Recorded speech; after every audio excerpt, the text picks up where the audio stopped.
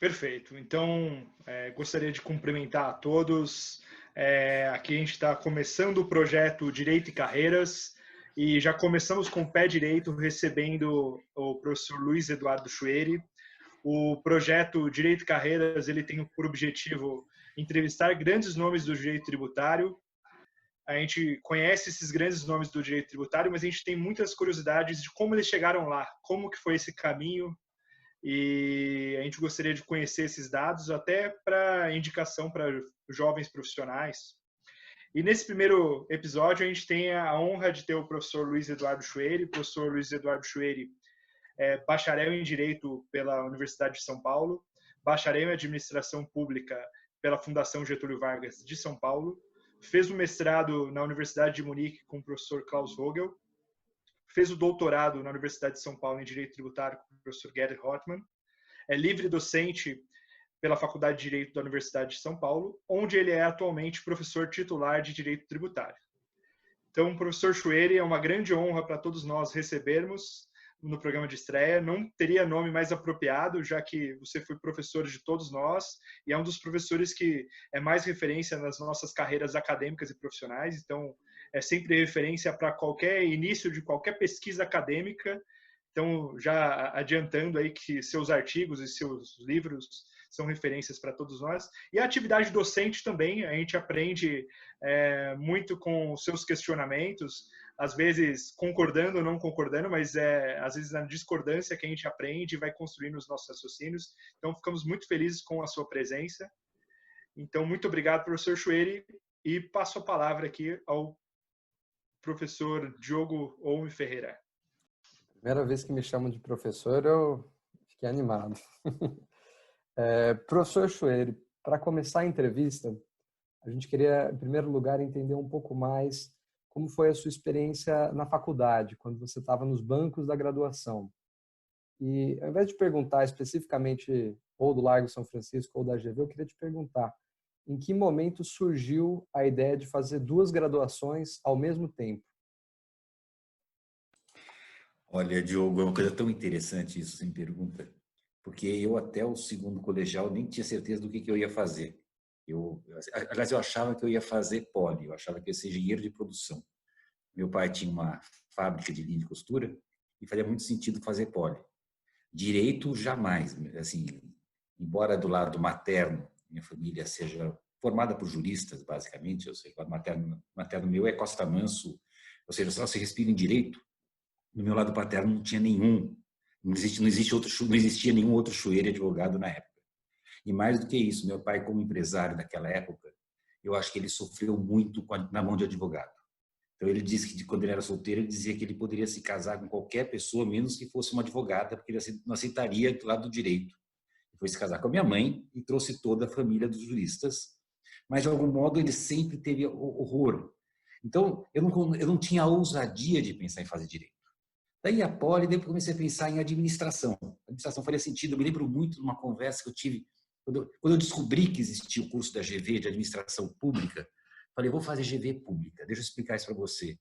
Naquela época, a GV tinha o curso de administração de empresas, que era assim oficialmente período integral. Na verdade, 2 aulas de manhã, 3 à tarde. Ele era um curso pago, ocupava o dia inteiro. Com a mesma carga horária, tinha o curso de administração pública, que não era como hoje gestão pública. Na verdade, era um curso para administração de estatais. Então, era um curso de administração de empresas, com um pequeno charme. Ele era meio período, que concentrava das 8 até 1, e era de graça. O Estado pagava. Quando eu soube daquele curso, falei, opa, vamos por aí. Ele tinha só um defeito, era extremamente difícil de entrar. O vestibular da GV de pública, vocês imaginem, curso de graça, como era concorrido. E não existia, inclusive, segunda opção. Era assim, ou você fazia pública ou empresas. Então, tinha que falar assim, tá bom, eu vou fazer esse vestibular. Me lembro quando eu sentei com meu pai, falei para o meu pai, olha, resolvi fazer administração. E ele ficou todo feliz, gente. Enxergou que, afinal de contas, o filho ia ser administrador da empresa dele. Então, daí eu falei que eu estava pensando em fazer direito também, porque eu tinha feito um teste vocacional. Me lembro quando eu fiz o teste vocacional, eu fui na Colmeia, naquela época, que tinha teste vocacional. Eu lembro da entrevistadora, ela assim, dizendo, mas por que você não quer fazer direito? qual é a razão que você não quer fazer direito? Ela assim insistindo, como se você não desconfiou que você tem que fazer direito.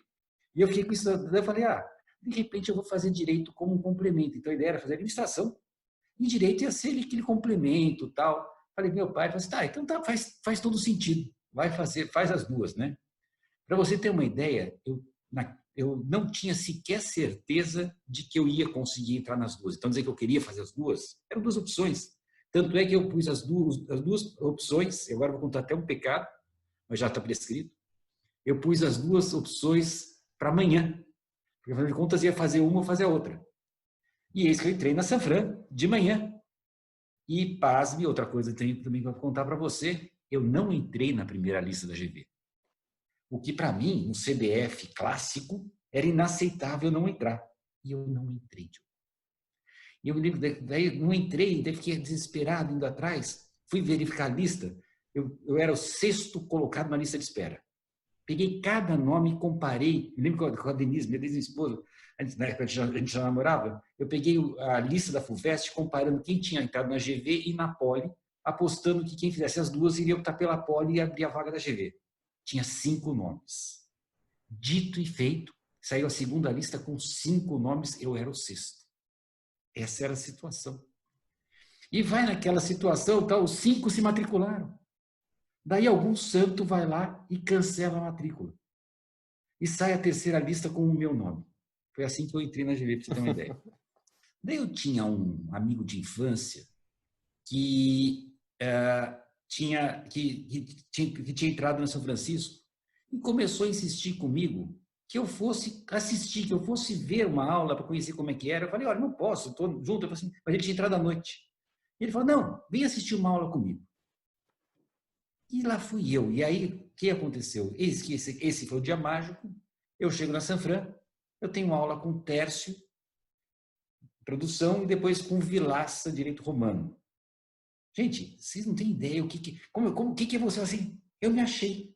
Eu falei, isso é o máximo. Quer dizer, uma aula do Tércio, vocês não pegaram a aula da época do Tércio? Uma aula do Tércio é um sonho. Você fala, não é possível uma coisa dessa. É muita coisa boa junto numa aula só. Você saía delirando daquela aula. E depois tinha o Vilaça, que era aquela simpatia, direito romano simpático que ele dava, gostoso de aprender. Então você saía com muita vontade. Daí eu falei, bom, eu vou no outro dia. Daí, no final do primeiro ano, o Tércio informa a turma que havia um programa que tinha acabado de começar, tinha poucos anos, que era o tal do PET, o PET CAPES, né? Programa Especial de Treinamento. Era uma possibilidade, ele oferecia para 5 bolsistas que receberiam, acho que era, eu não sei qual percentual de uma bolsa de mestrado, e ficariam estudando à tarde. Uhum.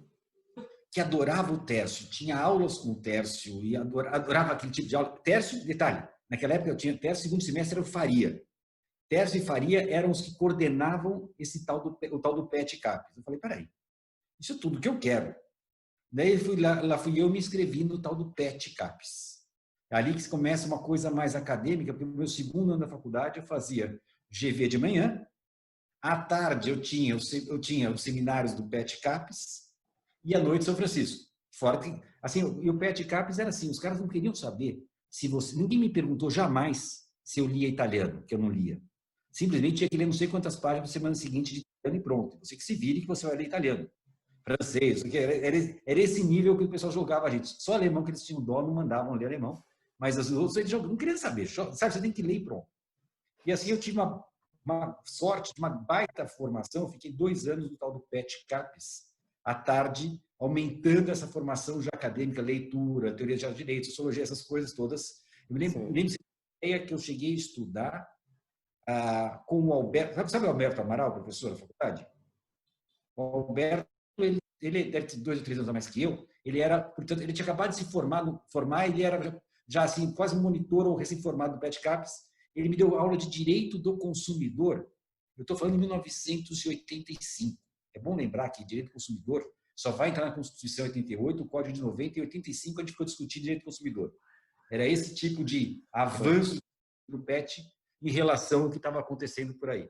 E, professor, você mencionou agora a sua participação no PET, eu tenho uma dúvida. Você tinha aula na GV de manhã, você tinha participação no PET à tarde, e à noite você ainda tinha aula na São Francisco. Isso. Que momento você conseguia estudar para essas aulas, estudar para o...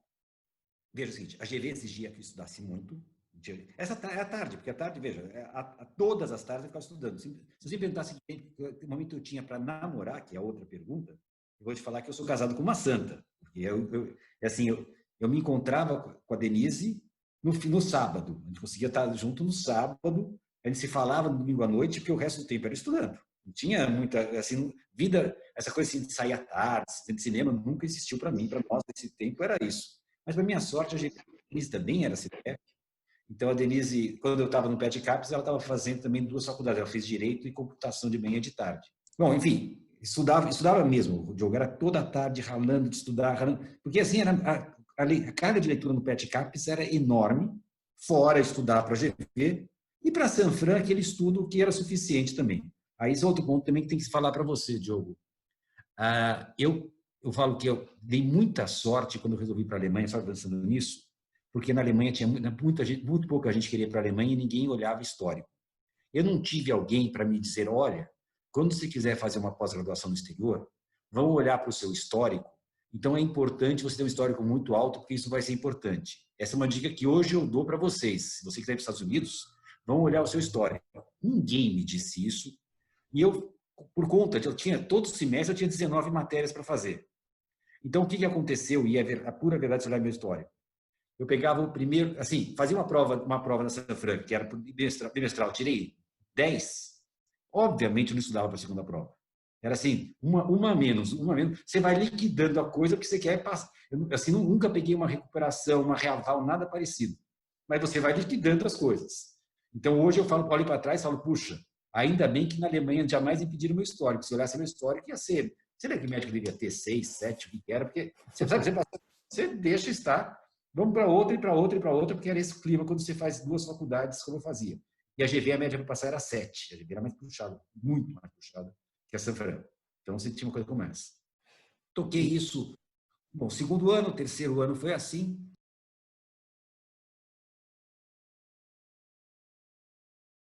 Daí, no quarto ano, falei, bom, agora está na hora de estagiar. E aí que minha pergunta vem, para onde você vai estagiar? Eu, de repente, tem coisa da sorte. De repente, eu vejo um anúncio de uma empresa chamada Arthur Andersen. Desculpa, deixa eu entrar no mérito antes, porque, claro, que isso tem a ver com tributário. Bom, o primeiro e segundo ano da GV, da Sanfran, terceiro ano principalmente, eu posso lhe afirmar que no meu terceiro ano, eu seria certamente um cara da área trabalhista. Eu fiz todas as matérias de administração do pessoal, recursos humanos, fui monitor de direito do trabalho. Eu era assim, eu entendia, eu era capaz de fazer qualquer cálculo trabalhista. Sabe aquele cara entende do assunto?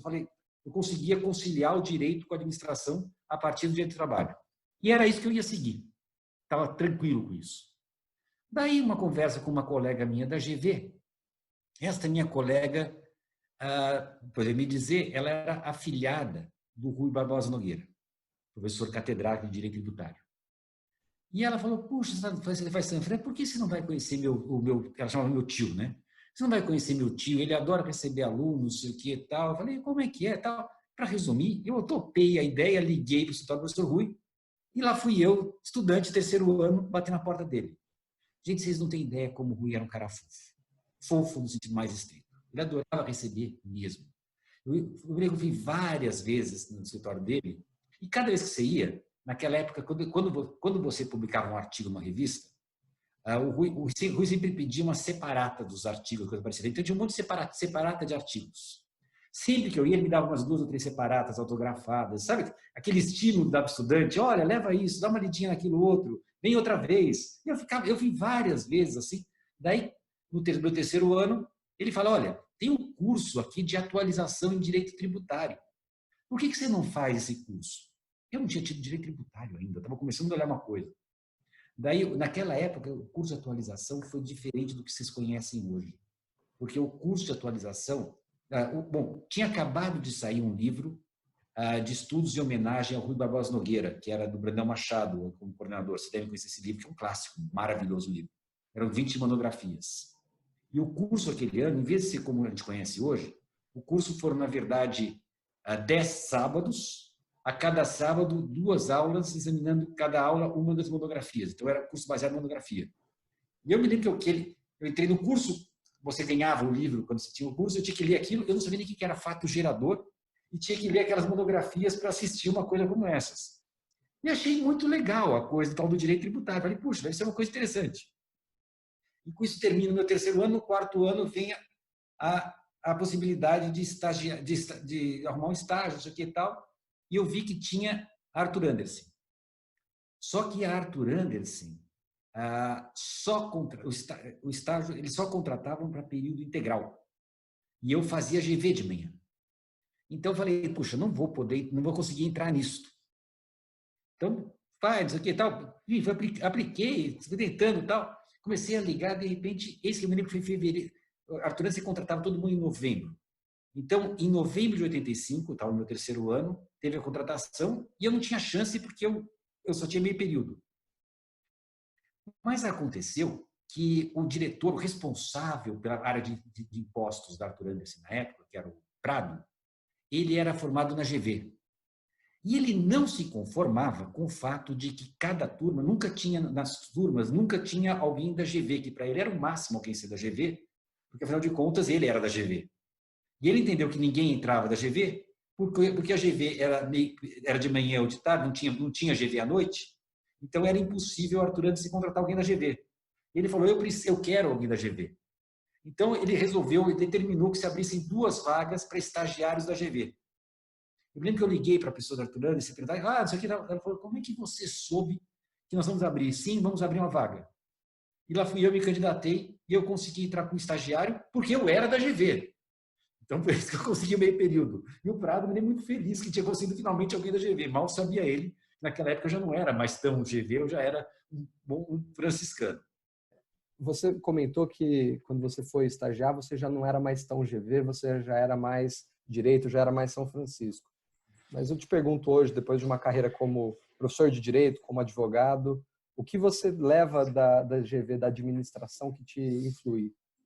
Olha, vou responder essa pergunta, muito interessante. Quem olha para trás poderia montar uma carreira, uma história de um cara que planejou e sabia tudo o que tinha que fazer no futuro. Isso, em certa medida, mas em boa medida não é. Por exemplo, eu fiz administração pública. Hoje você fala, puxa, ele já sabia que fazer administração pública, ele ia estudar finanças públicas e ia ser um tributarista melhor por causa disso. Claro que eu não sabia. Como eu falei para vocês, eu vou fazer público porque era de graça, porque era meio período. Mas, de fato, o fato é que eu tive um baita curso de Ciências das Finanças. Aquilo que você encontra no primeiro capítulo do meu Direito Tributário é o que eu aprendi na GV. Então, assim, eu tive uma grande formação em Economia e Finanças Públicas na GV. Isso eu trouxe para cá, trouxe para o direito tranquilamente. Então, nesse sentido, foi muito importante para a minha formação isso. Acaso, hein? Mas foi muito bom. No 4º ano, eu vou contar isso para vocês, eu publiquei o meu primeiro trabalho. Estava na Arthur Andersen, foi um artigo sobre repetição de tributos indiretos. Eu lembro que eu peguei, tinha aquela, o Brandão Machado tinha escrito uma monografia no livro em homenagem ao Rui Barbas Nogueira sobre esse tema. Eu me encantei com esse tema, falei, vou estudar esse assunto. Foi um artigo até que eu usei muito também de finanças públicas. Isso está no meu livro até hoje, que você encontra lá aquela tabelinha em que eu mostro a repercussão, se existe repercussão, não existe repercussão e tudo mais. Aquilo, se você olhar a fonte que eu cito, são fontes que eu usei daquela época e publiquei esse artigo. E naquela época existia uma seção no Estadão chamada Tribunais. Todo domingo saíam artigos e tudo mais. E Arthur Andersen tinha assessoria de imprensa, obviamente. O fato é que esse meu artigo saiu 4 domingos seguidos no Estadão. Ele foi dividido em 4 domingos seguidos. E daí foi muito virada, porque assim, meu pai, como disse que sempre tinha sido contra a ideia do advogado, até então ele não caiu na ficha. Mas quando começa a sair no jornal, e quando meu pai era atuante na Fiesp, ele disse que quando o pessoal da Fiesp chegava para ele assim, olha, eu vi um Schwerer, não sei o que, quem que ele é? E ele falava, meu filho, né? Imagina o que é pai dizendo isso. Daquele momento ele admitiu que realmente ele tinha um filho que ia ser advogado e que não ia para a fábrica, não ia ser a parte dele e que ia ser o advogado. Não tinha mais jeito. Oi? Não tinha mais jeito. Aí não tinha mais jeito. E o Braga era um cara que me estimulava muito a publicar. O Braga publicava, me deu os caminhos, ele publicava artigo, ele mandava enviar um artigo. O Braga, assim, gente, é uma pessoa muito interessante, foi muito importante para mim nessa formação. Ele fala assim, é importante você se destacar. Uma coisa que eu não esqueço, a partir do começo de carreira, o Braga um dia me aparece no Arthur Anderson com gravata borboleta. Eu falei, mas Braga, gravata borboleta? Ele falou, Schwerer, é o seguinte, essa empresa aqui é muito grande. Então, ninguém sabe quem é. Mas eu apareço de gravata borboleta, todo mundo fala, você viu o Braga? Tá com gravata borboleta. Assim, você fica...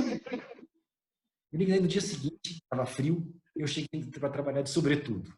Eu não estava sobretudo naquela época. Foi mesmo naquele sentido, entendi a lição até nesse ponto corporativo. Enfim, daí terminei o quarto ano, me formei então na GV. Eu já estava por conta do PET Capres, o PET já tinha dado muita vontade de fazer uma pós-graduação. Uma coisa que eu devo contar para você, Diogo, principalmente, eu acho que você vai entender o que é isso, eu já tinha entrado algumas vezes na sala da congregação da faculdade. Eu tinha visto aquelas mesas, aquelas plaquinhas com o nome. Eu posso dizer sinceramente, eu acho que no segundo ano da faculdade eu tinha um sonho que para mim ia ser assim, um dia eu quero ter o meu nome numa plaquinha aqui. Eu quero ser professor dessa faculdade. Isso o PET tem muita vontade de dar aula naquela faculdade. Eu queria muito isso. Era uma coisa assim, para mim muito forte. Então, quando eu estava no terceiro ano da faculdade, eu já sabia que queria fazer pós e eu entrei com uma consulta para a CPG, porque eu descobri que existia uma categoria na faculdade, na CPG, que se chamava aluno especial. Aluno especial, naquela época, não é o que é hoje. Aluno especial, regimentalmente, era uma pessoa que fosse formada em outra disciplina, outra faculdade que não direito, e que quisesse fazer um crédito na faculdade de direito. Daí eu entrei com uma consulta para a CPG, falando, olha, eu no ano que vem vou me formar em administração e não serei formado em direito. Eu posso cursar como aluno especial na pós-graduação, enquanto, já como formado em administração? Segunda pergunta, se eu for aluno especial e cursar, eu posso aproveitar essa matéria se eu vier entrar na pós-graduação? E a CPG, na época, o professor Fábio nos deu, foi inclusive relator, disse que sim. Então, o resultado, eu já conhecia o Rui Barbosa Nogueira, nessa época eu visitava já o Rui com uma frequência enorme, né? E o Rui adorava a ideia de que alguém falasse alemão. Né? Daí, o Rui me estimulou, resultado, no meu quinto ano da faculdade de Direito, que eu já não fazia mais GV, entrei na pós-graduação como aluno especial. Então, eu tinha Arthur Anderson já período integral, mas saía da Arthur para ir fazer a matéria da pós e depois já ficar na faculdade de Direito. Até coincidi um pouquinho, mas faz parte do jogo. Mas no meu quinto ano eu fiz essa história. Então, eu comecei a pós-graduação durante o quinto ano, eu já fiz duas matérias, primeiro e segundo semestre, como aluno especial no quinto ano. Daí era a hora de entrar na pós. Bom, nesse ponto, obviamente, eu já era tributarista, com o artigo publicado. Lembro quando eu publiquei no artigo, o Gerd Rothman comentou na classe, olha, um colega de vocês publicou o artigo, porque sessão de tribunais era importante. E ele ficou todo feliz de mostrar que tinha uma coisa como essas. Então, daí entrar na pós. Gente, esse processo que vocês conhecem de entrar na pós, disputadíssimo, que nós, professores, sofremos, não é o que existia naquela época. Professor, posso aproveitar então e fazer a pergunta sobre a pós-graduação, sobre esse momento, né?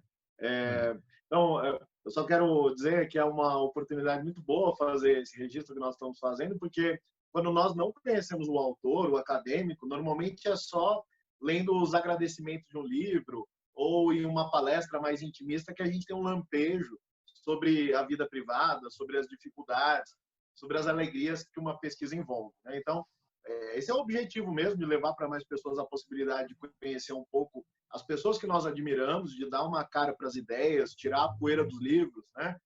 E o senhor, então, pelo que o senhor está dizendo, foi primeiro ingressar na pós-graduação como aluno especial, que era uma categoria um pouco diferente do que é hoje, né? E ingressou formalmente nos estudos pós-graduados da USP em 88, o ano da Constituição, né? Então, e foi sob orientação do hoje saudoso professor Gerd Rottmann, né, professor de todos que estão aqui, e em seguida foi aceito no mestrado em Munique, sob a orientação do professor Klaus Vogel, que é um especialista em tributação internacional. E isso é o que nós conhecemos dos registros acadêmicos do senhor. Mas eu queria aproveitar a oportunidade para saber um pouco mais, para ter uma luz sobre os bastidores, recuperar aquele sabor que nós não temos quando lemos um currículo Lattes. Então, não, vou contar. Então, vamos lá. Para começar, naturalmente, quem seria meu orientador, naturalmente, teria sido o professor Rui. Por questão da relação que eu tinha com ele muito forte. Só que ele estava com todas as vagas ocupadas. Daí me lembro que ele falou assim, Schwery, já falei com o Gerd, sua vaga está garantida, pode falar com ele. Ou seja, quando eu fui fazer entrevista com o Gerd, era uma entrevista assim, simbólica, o catedrático já tinha mandado. O Gerd era assistente do catedrático. E catedrático, você não sabe, catedrático mandava mesmo, não é que nem hoje. Mandava mesmo. Segundo, ele tinha sido meu professor, sabia quem eu era. Então começamos a bater um papo, conversar, tal. Eu entreguei para ele. Eu lembro o projeto que eu fiz, não tinha nem noção do que eu tinha feito. O projeto era sobre bitributação, mas era para buscar o conceito de bitributação, uma coisa como isso, como essas. Daí o Gerd conversou um pouco, daí ele falou assim, olha, o que vocês querem sobre abuso? Abuso dos tratados, um tema bastante importante, é o tal do treaty shopping. E ele me sugeriu isso, não tinha nada a ver com o meu projeto. Eu falei, bom, que ideia interessante, vou começar a pesquisar um pouco sobre isso. E assim começou, ou seja, o Gerd me deu essa ideia de escrever sobre o tal do abuso de tratados. Eu conto essa ideia do abuso, só entre parênteses, porque minha tese não falava em abuso, falava em planejamento tributário. E eu lembro que o Gerd, olha, naquela época você tinha nota. A pior nota que eu tomei na banca foi do Gerd. Ele falou, eu posso lhe dar uma nota ruim porque eu lhe passei um tema de abuso e você escreveu sobre planejamento tributário. Então, ele me deu 9 na época, foi assim, para falar assim, não te dou 10 por causa disso, para você entender que você não podia ter feito isso comigo. Foi a bronca que eu tomei dele. Você sabe o carinho que eu tenho pelo Gerd, né? Mas ele tem essa bronca dele. Então, a partir dali, assumi essa ideia, comecei a tentar pensar o que seria esse planejamento e tal, e fui fazendo os créditos. Daí, e é bom também que se diga, gente, eu não tenho razão para não dizer, nesta época, o Schwery que estava lá não é o Schwery que vocês conhecem hoje. O Schwery que estava lá era um cara extremamente apressado, querendo comer etapas. Basta dizer que eu propus ao Gerd que eu transformasse o mestrado em doutorado. E ele achou interessante, então eu entrei no mestrado sim, mas logo converti em doutorado. E fiz todos os créditos de doutorado. Daí, nesse tempo, de novo, daquela história do acaso, eu vejo que é uma folha de sulfite anunciando que o DAAD ofereceria a bolsa de estudos para a Alemanha. Esse é um ponto que eu tenho que mencionar a história da Alemanha. Enfim, eu comecei a estudar alemão, com 14 anos já comecei a estudar alemão, sempre gostei muito de língua. Né? Então, eu gostava muito da ideia do alemão, mesmo pé de cabra, sempre queria aprender o alemão, né? Uma coisa que eu tinha muita simpatia pelo alemão. Eu tinha certeza na vida que eu iria estudar na Alemanha. Tanta certeza, para vocês terem uma ideia, que quando eu estava na Arthur Andersen, eu comecei a fazer lá a parte de expatriados, que já seria uma tributação internacional, né? Eu fazia declaração de imposto de renda americana para os americanos que estavam aqui. E daí, Arthur Andersen, não existia direito tributário internacional. Mas o pessoal da Arthur Andersen, da área de auditoria, costumava ir para St. Charles fazer alguns cursos lá. E a Arthur Andersen cria uma oportunidade para que alguém fosse passar um ano em St. Charles para aprender mesmo assim, essa parte de tributação internacional e voltar sempre para isso. Criaram um programa, o primeiro foi Eduardo Nisch, que hoje é desembargador, e eu ia ser o segundo. Foi quando eu me demiti da Arthur Andersen. Porque eu falei, se eu aceitar isso, olha, gente, se eu aceitar isso, eu vou para os Estados Unidos, eu vou voltar e vou ser sempre um auditor aqui e tenho nos Estados Unidos. E meu sonho é a Alemanha. Eu não queria Estados Unidos, eu queria porque eu queria a Alemanha. Então, esse é o ponto do meu vínculo com a Alemanha. A Alemanha, daí, quando eu fui fazer a pós, outra coisa, vocês terem essa ideia, lembrei agora, quando eu fui fazer pós, eu fui converter para o doutorado. Quando você converte para o doutorado, você tem a segunda língua, não é isso? Daí o Rui Barbosa Nogueira, o querido Rui, fala assim, bom, então você faz a segunda língua. Eu falei, bom, vou fazer francês, claro, né? Eu, não, Schuele, por que você não faz em todas as línguas? Eu falei, como todas as línguas? Eu falei, Schuele, é o seguinte, ninguém pergunta se você foi reprovado. O importante é você passar em duas. Então, vai que você não se dê bem em francês, faz também italiano e alemão. E eu fiz. Passei em todas, cá entre nós. Mas o detalhe é que em alemão, naquela época, olha como muda a coisa. Assim, tinha lista de aprovados em inglês. A prova era feita pela faculdade mesmo na época, né? Em inglês, um monte de gente, italiano, isso aqui e tal. Aprovados em alemão, meu nome. Acho que eu fui o único louco que fez a prova em alemão. E daí o Rui ficou tão emocionado, mas tão emocionado, coisa que eu guardo, que daí na aula seguinte, quando ele viu isso, ele veio com o livro do Tipke, né, ainda só Tipke, não era Tipke Lang. Todo ano o Tipke mandava para ele, autografado para ele, Rui. Ele pegou o exemplar que ele tinha autografado, me deu um autógrafo para mim, falando assim, está aqui uma lembrança para você lembrar como é importante o alemão para você. Eu tenho até hoje guardado o livro que é o Tipke mandando para ele e ele autografando para mim, nesse carinho. Isso mostra que era o Rui como estímulo que ele dava. Gente, o Rui era um cara que empurrava as pessoas. Você tem que continuar com o alemão, essa coisa com o alemão. Daí, quando eu estava... Professor, posso fazer uma interrupção? Porque me chamou a atenção já algumas vezes essa empatia que o senhor criou em função do professor Rui. E aí, pegando a sua fala sobre a sua história na GV, uma possível aproximação no período da GV com a área trabalhista e não propriamente com a área tributária, e de repente o professor Rui surge na sua vida e surge pela sua fala num contexto muito de empatia, de amizade, né? E isso esses laços vão se tornando cada vez mais fortes, e a sensação que me deu, quero saber se essa leitura é correta, é que o apreço, o gosto pelo direito tributário vai nascendo dessa empatia e dessa relação de amizade que nasce, que é causada pelo professor Rui. É isso mesmo?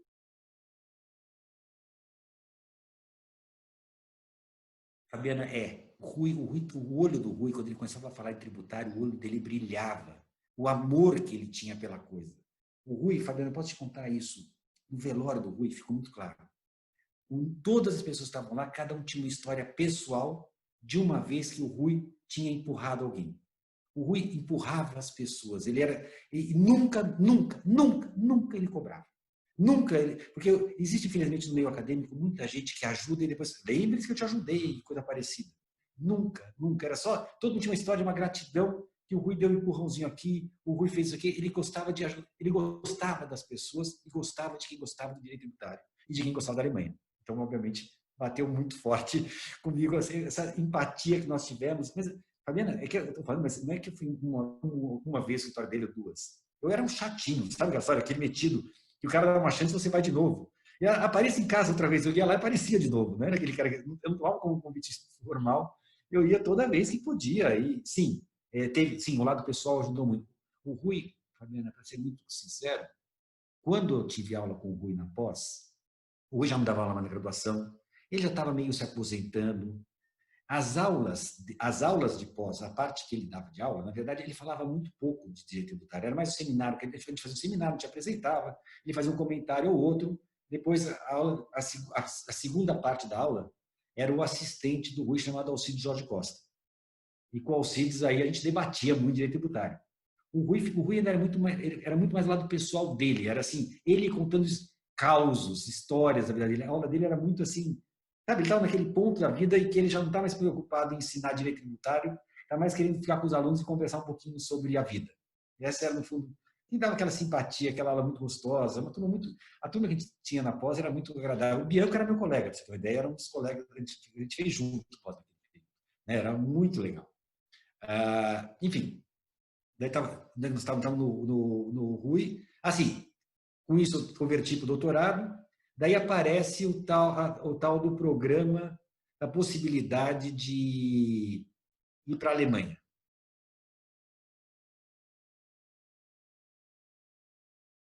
Eu soube que existia um cara chamado Klaus Vogel na Alemanha, soube não sei se foi o Gerd ou se foi o próprio Rui.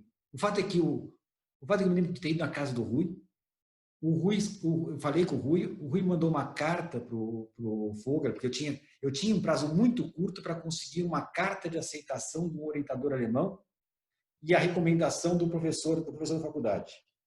O Rui deu um jeito de conseguir a carta do Vogel, mandei um projeto, o Vogel me aceitou lá para estudar, a bolsa era doutorado sanduíche. Então, eu fazia doutorado, concluí os créditos, ia para a Alemanha só fazer o doutorado sanduíche. E lá fui eu para a Alemanha, recém-casado, tinha nem um ano de casado quando a gente foi para a Alemanha. A ideia era ficar um ano para fazer a pesquisa, mas era prorrogável por mais um ano. Daí, lá, quando eu chego na Alemanha, e lá eu mudei, gente. Lá na Alemanha, nesse período que eu virei acadêmico. Porque, como falei até lá, eu era carreirista, querendo fazer tudo rapidinho, tudo correndo e tudo mais. Correndo, sabe aquela história que vocês têm colegas que vão fazer o crédito? Qual é o crédito mais fácil de fazer porque consegue resolver tudo rápido?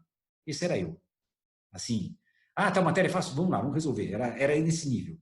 Quando eu chego na Alemanha, eu tenho contato com acadêmicos full-time. Eu me lembro que o Vogel me apresentou para um camarada, um grande amigo meu até hoje, chamado Rainer Prokesch, que é professor de Maastricht hoje. O Rainer, na época, era assistente do Vogel, doutorando do Vogel, e ficou encarregado de cuidar de mim. Coitado dele. Coitado dele porque, bom, comecei a conversar, ele percebeu que eu não sabia do que estava falando. Ele falou assim, olha, lê esses textos aqui, depois a gente conversa. Um dos textos era uma publicação do Vogel, que era... Depois veio a ser a introdução dos comentários dele. Ou seja, dá uma noção total de direito tributário internacional.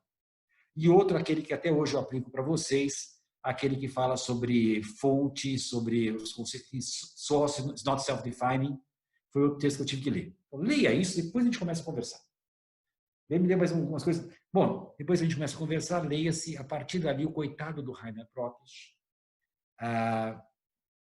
todos, não vou dizer todos os dias, talvez essa semana, eu ia todo dia para a faculdade, ficava na biblioteca das 9 até às 6. Eu me obriguei a ter horário. A biblioteca do Instituto, naquela época, ficava trancada. Então, raramente abria. No período que eu fiquei lá, a biblioteca abriu, porque eu tinha uma chave e eu fiquei cuidando da biblioteca por 2 anos. Eu fiz minha tese inteira de doutorado naquela biblioteca que tinha tudo ali, tudo mesmo. E o Rainer ficava numa sala logo perto e todo final de tarde eu ia para a sala dele, bater papo com ele, aprender com ele. Assim, de 5 dias da semana, 4 eu ficava conversando com ele, discutindo a minha tese. Não, estou pensando nisso. Ou seja, sabe essa coisa que vocês falam, poxa, ele orienta. Vocês não sabem o que é orientação. Orientação é o que o Rainer fazia, porque todos os dias eu conversava com ele sobre o que eu tinha descoberto aquele dia. E ele perguntava, aquilo que a gente falou outro dia, não sei o que e tal. Aquela orientação de pegar na mão e levar. O Rainer me levou na orientação. Então, eu tinha aulas com o Vogel, né, aulas, assim, entrevistas com o Vogel pessoalmente, no sentido da tese, eu tive uns 2 anos, 3 ou 4 no máximo. Agora, com o Rainer era todo dia. Assim, realmente, não, você viu aquilo, estava discutindo e tal. E o Rainer era um baita professor. Ou seja, esse tipo de debate, de ficar questionando, provocando e tal, era o Rainer me provocando o tempo todo. E vocês sabem muito bem, quando você provoca o aluno responde, vai descobrir um pouquinho mais, fala assim, não tá bom. E o Rainer foi me provocando isso. Quando eu tinha terminado o primeiro ano lá, estava terminando o primeiro ano, o professor Gerber veio me visitar. Veio me visitar, olhou minhas fichas, tal, ficou comigo um dia inteiro olhando as fichas, vendo o que eu estava fazendo, tal. Daí ele que me falou, Freire, por que você não fica mais um ano aqui? Eu falei, professor, porque eu preciso terminar aqui, não sei o quê. Então, assim, imagina, você é bobo? Você tem possibilidade de prorrogar? Pede a prorrogação que a gente consegue mais um ano para você. Ou seja, acabei ficando mais um ano por conta dele, porque eu achava que eu ia terminar. Eu poderia ter terminado. Daí eu me lembro que naquela época não tinha internet, é bom lembrar, você não mandava o arquivo disso aqui. Daí eu me lembro que eu mandei o projeto para o Gerber, ficou um tempão para ele responder. Mas nesse interim, e agora vem outro ponto, abrem um LLM em Munique, não existia. E o Rainer me fala, olha, se você vai ficar aqui 2 anos, você não vai ter nenhum título. Por que você não aproveita e não faz o LLM aqui? Eu falei, como é que é isso? Daí ele falou, para resumir, entrei. Eu não vou dizer que eu fui o primeiro LLM de Munique, porque seria uma mentira. Porque na véspera, teve o primeiro examinando, eu fui o segundo a ser examinado. Ou seja, por questão do dia, eu fui o segundo a ganhar o título de LLM em Munique por conta disso. E lembrando que naquela época, o LLM, eu levei um tempão, mas eu consegui reconhecer. Meu LLM é reconhecido como mestrado aqui. Hoje nós não reconhecemos LLM na faculdade. naquela época eu consegui o reconhecimento do LLM como mestrado. Por isso que eu tenho mestrado em Munique e conhecido pela USP mesmo. Mas, bom, enfim, então o LLM foi um acaso. Só porque eu estava lá no segundo ano, não tinha muito o que fazer, aproveitei e fiz o tal do LLM junto ali. E fiquei estudando, escrevendo artigo, preparando, colecionando, virando o acadêmico. No final do segundo ano, eu tinha a minha tese pronta, ou seja, eu trouxe a tese acabada só para ser defendida em São Paulo. Eu fiz essa tese inteira, fiz, discuti, etc., tudo lá. Quando eu fui voltar, outro ponto interessante, agora falar um pouquinho do Fogel. O Fogel tinha como tese dele, no livro dele, é assim, existiria um princípio anti-abuso implícito nos acordos de bitributação, porque todos seria um princípio reconhecido pelas nações civilizadas. E eu me lembro que eu fui fazer uma pesquisa de direito comparado. Eu falava, gente, vamos voltar, nós estamos voltando em 1992, 91, 92. O Brasil aqui, nós tínhamos planejamento tributário, nós éramos ninguém falava essas bobagens de propósito negocial aqui, era assim, era formalista mesmo. Então, para o Brasil, você dizer um princípio anti-abuso geral, como algo aceito pelas nações civilizadas, o Brasil não tinha. Nem quando eu falei isso para o Rainer falou assim, mas, Luiz, quem disse que o Brasil é nação civilizada? Que me obrigou a descobrir o que era o princípio das nações civilizadas. Daí eu falei, olha, Rainer, o México também não tem. Brasil, México, o que é isso? Daí, de repente, eis que eu descubro naquela época que a Bélgica não tinha. A Bélgica ainda era pelaquela legalidade igualzinha à nossa. Isso, daí eu fui fazer a última entrevista com o Fogel, eu ia voltar em setembro, estou falando mais ou menos em junho, julho. E contei para ele a pesquisa e falei que eu estava contestando a visão dele de que haveria um princípio de direito, enfim, um princípio geral, porque nações como o Brasil e Bélgica não teriam. Bélgica não tem, Europa não tem. Eu falei, professor, não tem, eu estudei, não tem. Você deve estar errado. Escreva, meu nome, eu não lembro mais quem foi o colega que ele mandou, escreva o professor falando de tal, porque ele vai lhe comprovar que tem. Imagine meu frio na barriga, porque eu tinha escrito a tese, não era o princípio, e se o professor dissesse que eu tinha lido errado e que na Bélgica tinha? Para resumir, eis que eu recebo a carta do professor, confirmando que eu tinha toda a razão e que na Bélgica não havia essas bobagens de propósito. Enfim, não havia. Era o formalismo de então também.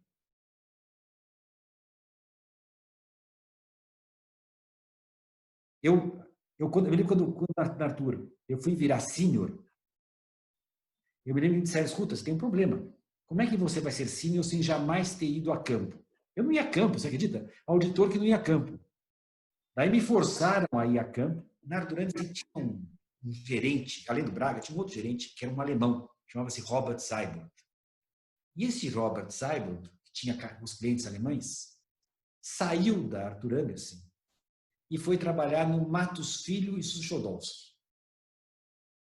E esse camarada me queria muito bem, porque, afinal de contas, eu era o único assistente que falava alguma coisa de alemão. Então, eu fazia alguma coisa para ele. Lembro que ele me chamou para almoçar e veio para cantar. Não, vem trabalhar comigo. Vem para o Matos Filho e Suchodolski da época. Não sei o que, tá? Ele me chamou para almoçar. Ele e o Beno Suchodolski para me convencerem a ir para lá. Chego no Matos Filho, daí me contam que existia um camarada, pouco mais velho que eu, 3 anos mais velho que eu, que vocês conhecem, chamado Roberto Quiroga. O Quiroga, que era, enfim, já era, ele, no Matos Filho naquela época, até o Quiroga foi o último que teve essa sorte. Você entrava e ganhava com base na hora trabalhada. Você já entrava com um caráter de sócio, era 50% da sua hora. Imagina o que é isso? E se tivesse indicação, outros 20%. Eu já entrei ganhando seletista valor fixo. Olha a situação brutal de diferença. Por causa de 3 anos, sabia? Mas o fato é que o Quiroga me foi apresentado como um gênio. O cara era muito bom, o cara era fantástico, etc, etc. O problema é que o Quiroga, eu fui conhecer o Quiroga já era este Quiroga que vocês conhecem. Cara encantador. E eu não sei, sabe quando o santo bate? Assim, bateu o santo, e a gente começou a ficar muito ligado. Assim. O Quiroga foi um cara que assim, me ajudava muito, a gente batia muito papo, não sei o que e tal. E eu me lembro que tinha ele trabalhava com o Dr. Marrei, hoje Marrei Júnior, né? O Dr. Marrei, que era lá o cara que mandava na tributária. E eu já vinha com a parte acadêmica, e daí no começo do escritório, eu fui por causa do Robert Zeiber.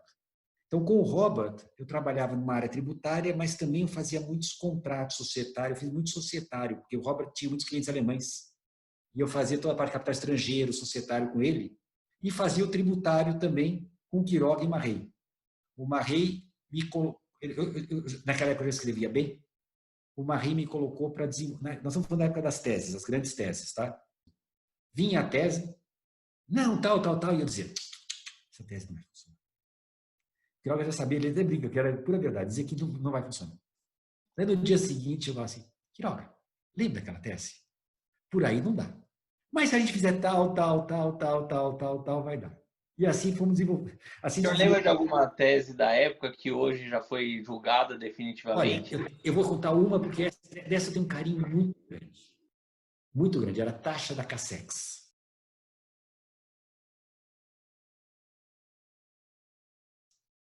A taxa que não pode ter base de cálculo de impostos, artigo 145, parágrafo 2º da Constituição.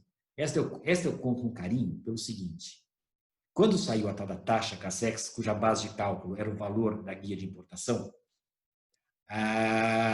eu falei, isso é inconstitucional. Não pode ter base de cálculo próprio de imposto. Isso aqui vai com base de cálculo, isso aqui e tal. Daí, eu me lembro que fui falar do Dr. Marrei. Ele falou assim, senhor, você tem razão, é inconstitucional. Mas ninguém vai entrar em juízo. Por que não, Dr. Marrei? Você acha, Chueri, que algum importador vai correr o risco de brigar contra a Cassex? Se brigar contra a Cassex, não vai jamais conseguir uma guia de importação.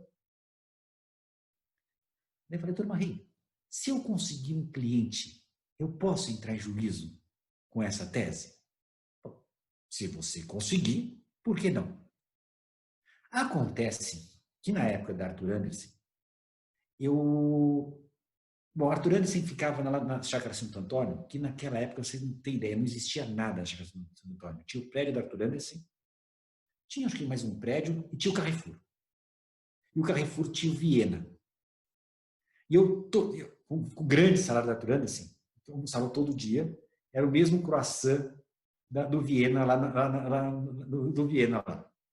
E ao meu lado tinha as pessoas sentadas, mas nem que de repente eu sempre fui falante, começo a conversar com um camarada, tal, para resumir. Sabe quando você conversa uma vez, outra vez você conversa de novo? Para resumir, o camarada era diretor financeiro de uma empresa local ali, uma empresinha pequena, na época era de discos rígidos. Eu convenci a fazer auditoria com a gente lá na Arthur Andersen, na parte de impostos e tal, esse camarada. Ficou um amigo meu, sabe aquela história que trouxe para lá? E eu mantive o contato. Daí, quando tinha história de importador, e ele era importador, Júlio, seguinte, tem tal, você não quer brigar por isso? Isso era interessante e tal. Pois é, tal, para resumir, consegui vender para ele a tese. Então, por isso eu conto essa alegria, porque montei a tese, arrumei o cliente, falei, doutor Marrei, está aqui, vou fazer. Ele, mas você vai? Vou. Daí, lá fui eu, fiz mandado de segurança, consigo eliminar, e eu fui despachar com o diretor da Cassex, que era o Dr. Rui. Dr. Rui, que por acaso, agora ao lado do por acaso, lembro que eu falei que meu pai era da Fiesp, que meu pai sempre foi muito ligado ao comércio exterior. Então, o Dr. Rui conhecia o meu pai. Então, quando eu bati a porta, assim, Chueri, filho do Chueri, Chueri, vem cá, não sei o que você quer. Doutor Rui, é o seguinte, tal, eu vim trazer aqui uma liminar que eu tive para não ser paga a taxa da Cassex. Eu fui assim, todo assim. Mas o Rui, uma simpatia, falou assim, claro, vamos, claro. Eu falei, doutor Rui, mas escuta, não vai ter algum problema por causa disso. Eu falei assim, não, Chueri, o que você acha? Que é o Estado de Direito. Se a lei é assim, tem que ser cumprida. Então, ou seja, todo o medo que existia, tal, o Rui falou, imagina, você acha que ele tem coragem? Ele ser amigo do meu pai e falar alguma coisa diferente disso? Para resumir, então, eu conto essa história porque realmente o Supremo confirmou, etc. E o primeiro caso, o primeiro que entrou em juízo fui eu. Só eu sei que fui precedente no leading case, porque naquela época tinha São Paulo, tinha pessoal do Nordeste, e os processos do Nordeste corriam muito mais rápido. Então, o precedente não foi meu. Mas eu conto isso como um caso muito especial. E é legal ouvir essa história, porque você provavelmente estava no início de carreira, né, naquela época. E até para falar um pouco para os jovens, né, que vão acompanhar essa entrevista, naquela época era muito diferente, né? Não tinha internet, como o senhor já comentou, pesquisas era completamente feita de forma diferente. você não tinha esse acesso à informação em tempo real, tipo, chegando no celular agora, qualquer notícia sobre uma lei nova, precedente novo e tal. Então, talvez as habilidades e, inclusive, sociais tenham mudado nesse tempo. Se você olhasse para um jovem hoje, que você fosse entrevistar para contratar, você consideraria quais aspectos mais relevantes, considerando a habilidade acadêmica, a habilidade social em termos de venda, por exemplo, que o senhor comentou que vai lá e convence um fulano a vender aquilo que você acredita, porque afinal de contas, às vezes você acreditar em algo que ninguém compra a ideia, fica no papel. Você consideraria hoje alguém que é bilíngue, trilingue, ou sei lá, que fale várias línguas, habilidade comercial, habilidade social em geral, ou habilidade puramente acadêmica? Qual que você acha que são os fatores mais importantes? Pode ser todas as anteriores ou não? Depende. Seria perfeito, mas se você tivesse que mesclar uma depende do que eu quero. Eu acho que todos esses que você falou vão ter a sua chance profissional, porque cada um deles vai poder ser muito bom naquilo que fez. Eu certamente olhar primeiro quem é a pessoa. E olhar se olha no meu olho. Se conversa comigo frente a frente e a descobrir sinceridade.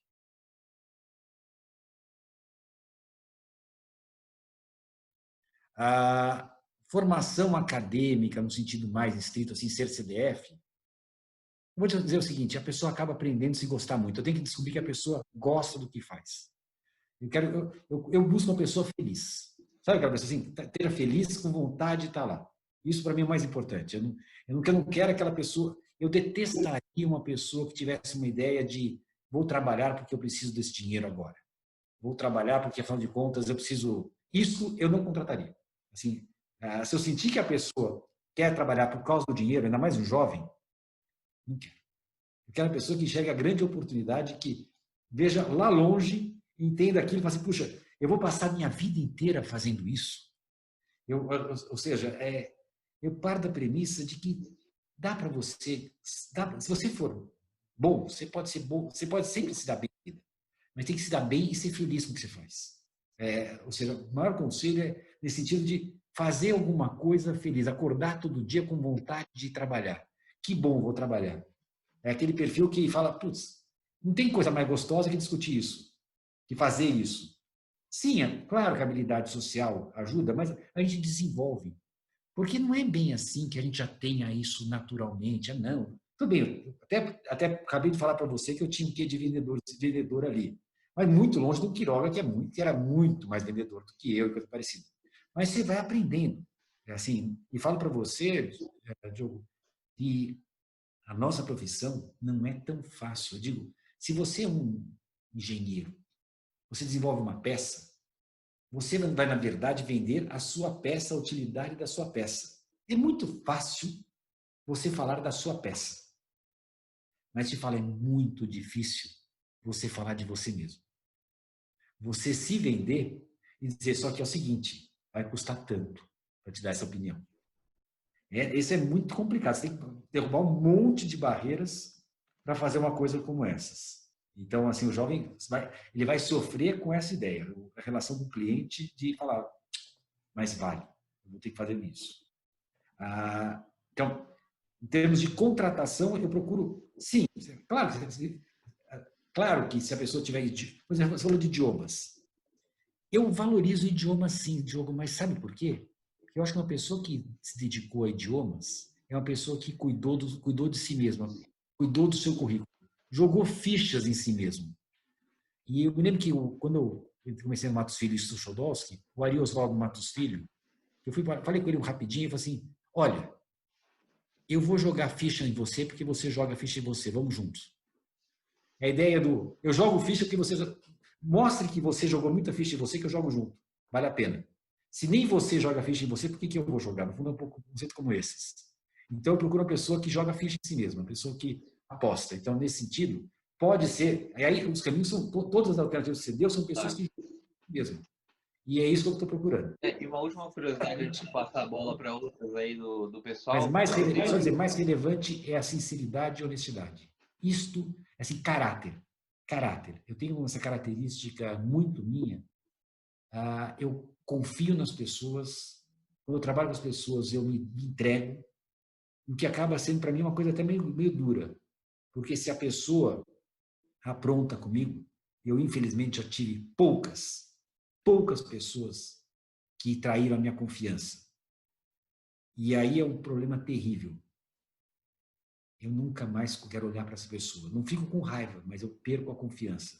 Porque eu gosto muito de trabalhar de gente com caráter. Eu acredito, assim, o Robert Seibold, eu me lembro quando eu comecei a atuar, ele me levou para a Câmara Alemã, onde ele tinha muitos clientes. E ele falou, não, vá lá, procura um cliente e tal. Eu me lembro que eu tinha uma sensação, puxa, mas se eu for, eu estou indo no seu nicho, né? E ele falou, Schwery, veja quantas empresas tem aqui. Quantos clientes você acha que eu consigo lidar bem? O número falou assim, 10. Ele falou assim, mais do que 10 clientes eu não consigo tratar bem. Existe espaço para todo mundo. Não existe.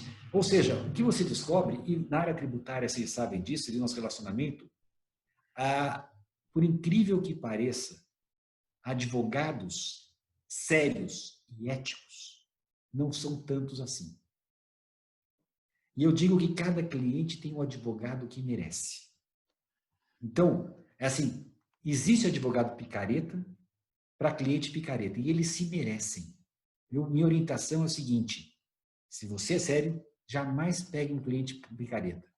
Se o cliente quiser que você faça alguma coisa ilegal, recuse, porque você não está abandonando o cliente, ele vai achar algum picareta que faça para ele. Mas eu falo, eu vivo me imaginando, imagine negociando com o fiscal alguma coisa. Imagine fazer alguma coisa ilegal, eu ia corar na hora. Ou seja, eu não sirvo para cliente picareta. Quando eu estou conversando com um cliente, eu vejo alguma coisa como essa, é a melhor coisa desviar imediatamente, porque a gente não vai se dar bem. Agora, existe um grande grupo de pessoas sérias que querem advogados sérios. E daí, voltando, como cada advogado tem um limite do que ele vai atender seriamente, não existe esse problema que você imagina do mercado. Ah, não, mas eu tenho concorrente. Nós não temos concorrente, não. Nós temos colegas mesmo. E atuamos juntos, porque todo mundo junto consegue coisa melhor. Esse grupo de advogados sérios e éticos é pequeno o suficiente, todo mundo se conhece e funciona muito bem, porque é uma confiança total. Eu tenho confiança nos meus colegas. Assim, falamos agora do Quiroga. O Quiroga é covardia, né? Meu melhor amigo, um cara que a gente tem uma relação... Mas, assim, a seriedade que ele tem é uma coisa, assim, o caráter, aquela coisa maravilhosa. Depois Quiroga, puxa, desde 88, nós estamos já passando 30 anos. Nunca o vi desviar mais nada daquela retidão de ser exatamente o que pensa. O cara que eu admiro por causa disso. Isso funciona. Inclusive, ele vai ser um dos entrevistados aqui também. Já Tenha certeza de que se você quer entrevistar uma pessoa que é um exemplo de ética, você vai falar com o Quiroga. O cara é fantástico. E outros, vocês vão falar do Maris, que amigo, que pessoa fantástica. Existe um grupo... Maris, para mim, era meu ídolo. Não esqueça disso. Maris faz parte daquele time dos mitos que você fala, nossa, Ricardo Maris Oliveira. Que também topou participar aqui da entrevista. Estamos ansiosos para ver a história. O Ricardo tem essa característica gostosa, porque depois de algum tempo ele não... Aliás, depois de algum tempo, mas ele não te deixa chamar de doutor Ricardo.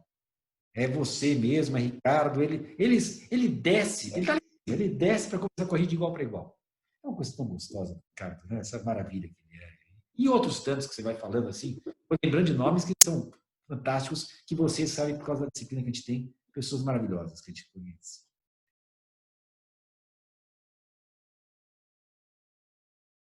Eu queria saber um pouco da sua volta ao Brasil, depois dessa experiência acadêmica, vou chamar até de plena, na Alemanha.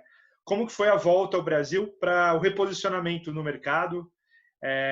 Então, você acabou dando uma paralisada na sua carreira profissional para fins de desenvolvimento da sua parte acadêmica. Então, como foi voltar a esse desafio?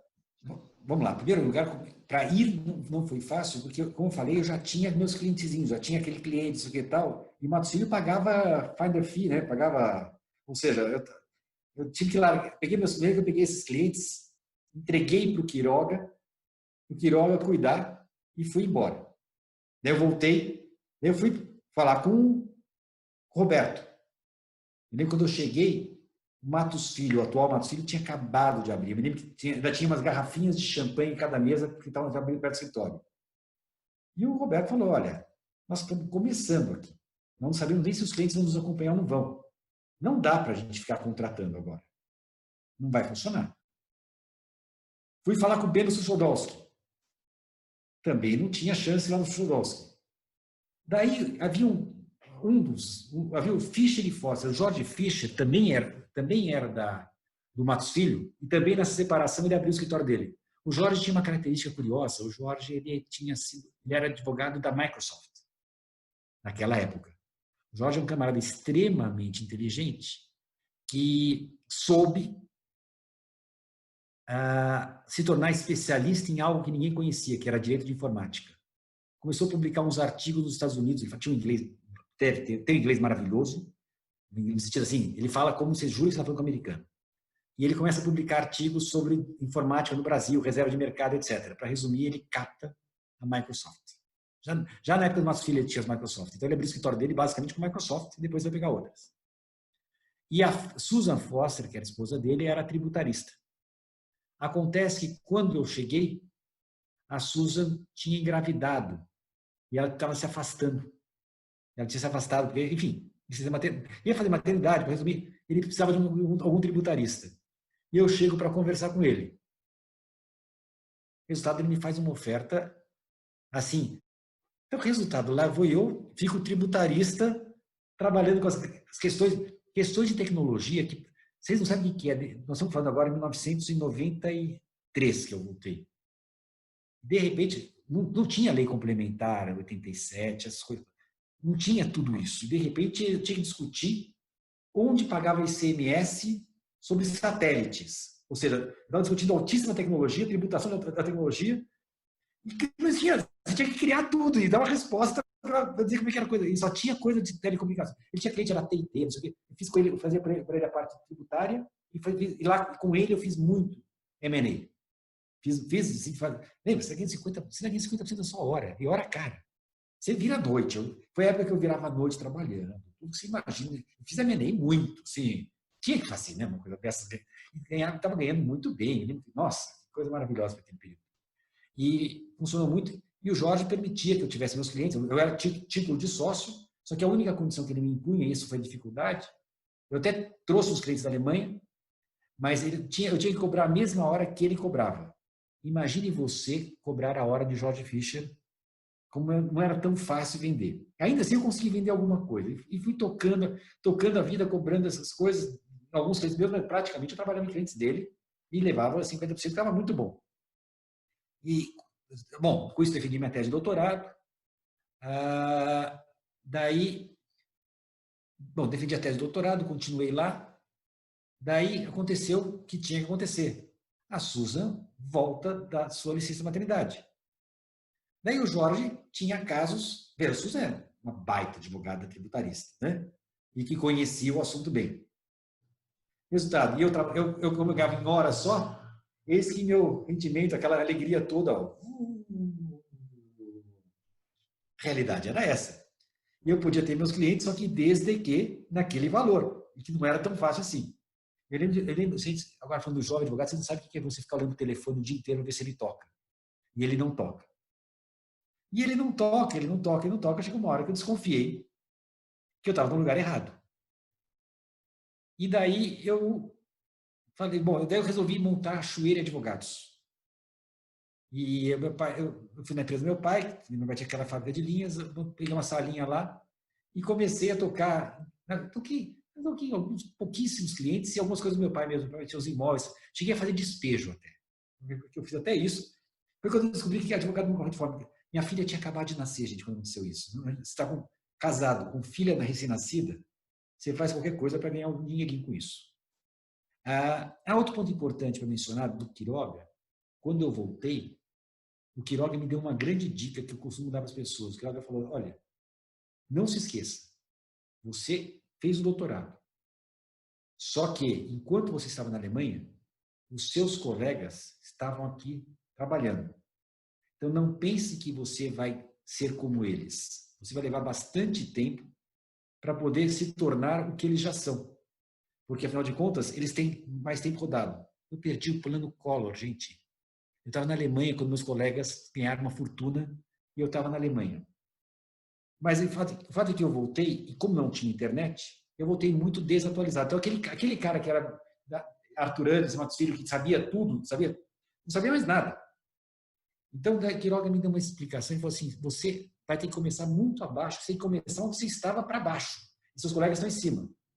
Só que você mudou de curva. Ou seja, daqui a 6 meses, você vai ter recuperado tudo que você perdeu e a sua curva de crescimento é muito maior. Então, a grande dica do Quiroga foi abaixa a orelha, vai devagarzinho. Foi uma coisa muito importante que o Quiroga me deu naquela época. Bom, daí saí do Fischer, tentei o Chueiro Advogados, daí eu descobri uma coisa interessante. Eu descobri que eu até tinha alguns contatos. Tinha uma baita formação, eu era doutor. Gente, eu era doutor com 28 anos, que não é pouca coisa. Mas eu não tinha uma coisa chamada estrutura. Daí, ao outro lado, na época do Matos Filho, desculpa, eu tenho que voltar atrás para explicar isso, na época do Matos Filho, tinha um rapaz, 2 anos mais novo que eu, chamado Ricardo Lacaz Martins, que tinha feito São Luís também. Ninguém. O Lacaz, vocês não têm ideia que é um cara simpático. Vocês conheceram o Ricardo? Quem conhece o Ricardo sabe o que eu quero dizer. Ele é um cara simpático, um cara que é impossível você não gostar dele. E lá veio ele com aquele charme, aquela conversa, o que tal, conversa, não, de São Luís, o que tal. Para resumir, ele me disse que queria aprender tributário. E eu era recém-formado no Matos Filho, eu não tinha direito a ter estagiário. Eu falei, putz, pode ser uma coisa interessante. Eu falei, se você quiser, eu posso te ensinar alguma coisa, como o Braga tinha me ensinado, lembra? Só que o detalhe é que ele era estagiário do Cível. Então, o Ricardo combinou comigo que ele ia fazer o estágio do Cível, ele estudava em São Francisco, chegava no Matos Filho, fazia tudo do Cível, chegava no escritório pelas 5, vinha para minha sala, eu passava para ele uma consulta que eu tinha que resolver, e mostrava como é que resolve, o que o Braga tinha me feito, caminho das pedras, olha, isso, precisa responder e tal. Eu não sei como é que esse cara fazia. O fato é que no dia seguinte, quando eu chegava de manhã, estava lá a resposta para eu corrigir. Eu só tinha que corrigir o que ele tinha feito. Ou seja, ele fez um estágio duplo, o Ricardo tem uma inteligência enorme. E com isso, eu tive a alegria de ensinar para o Ricardo tributário e tive a alegria de ganhar um estagiário que eu não tinha, né? Que era uma coisa muito boa, um assistente mesmo. E a gente ficou muito ligado, etc. Daí, o Ricardo sai do Matos Filho. Daí eu liguei para o sócio da Arthur e falei, olha, tem um rapaz que saiu daqui, que é muito bom. Eu acho que vocês deveriam contratar. E, para resumir, o Ricardo foi para Arthur Anderson, na área de impostos, onde ele era brilhante que era e foi. Daí, eu quero amarrar isso.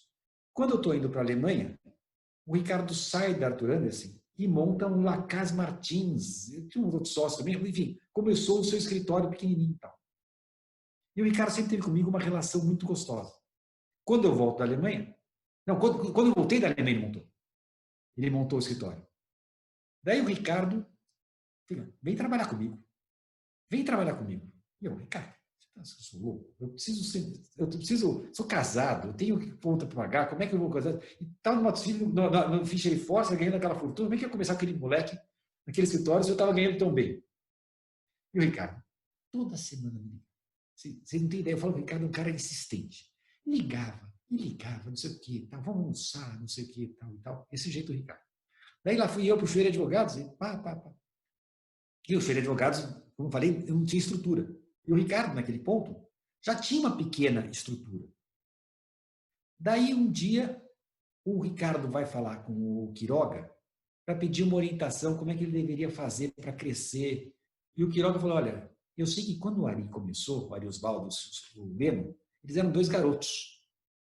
E os clientes não queriam receber garotos. Eles contrataram o professor Cid Citrângulo, que era um advogado da área trabalhista, que era mais senhor.